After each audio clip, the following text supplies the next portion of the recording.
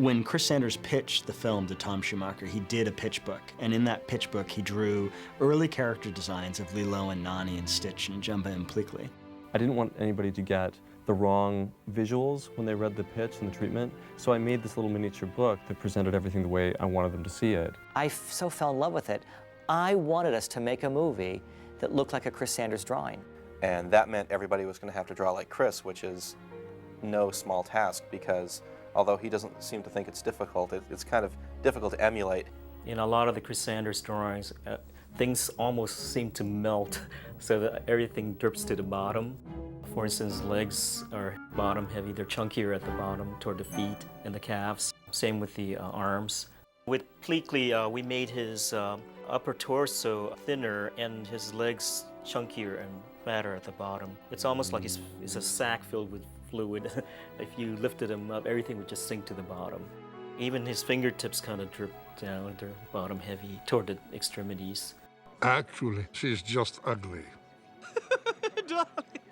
He's joking. He has this amazing drawing style that's very rounded in shape and form, and he's had it ever since he came to feature animation. And if you actually look at the panels he did on Rescuers Down Under, or Beauty and the Beast, or The Lion King, or Mulan, you will see this same look.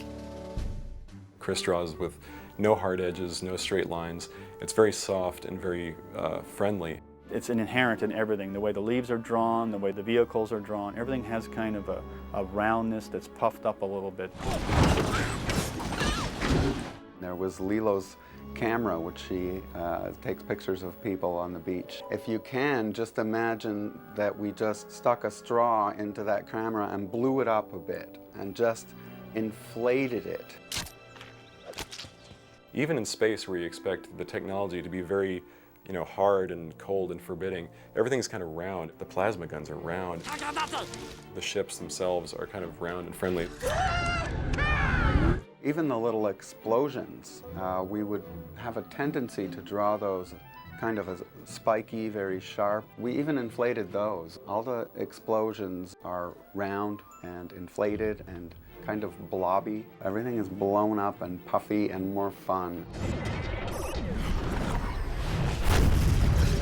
When you look at a scene with palm trees and palm fronds and a hammock hanging and a tiki torch, one of the reasons that there is such a sense of unity in the image is that everything in that scene, whether it's the characters in the hammock itself, even the fire on the tiki torches, they're all drawn with that attention to that same friendly, warm, rounded look.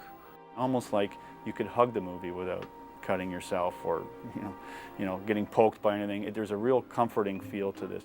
I think Lilo is very reminiscent of early designs from the 30s and 40s, where round and appealing were the requisites. It is easier on the eyes when you see drawings that are rounded. Mickey Mouse is a perfect example. He's a character that's nothing but rounded shapes.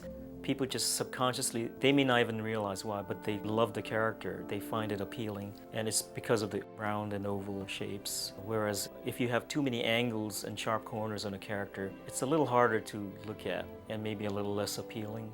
I think a lot of people look at the film and they notice that there's something really different about it. It doesn't look traditional Disney, and yet there's something really nostalgic about it. And that kind of exemplifies what we were trying to do with the film anyway. We wanted to explore new territory, but in that and at the very same time, we wanted to return to what we felt was the touchstone of Disney, which is, I think, Bambi and the very first things they did.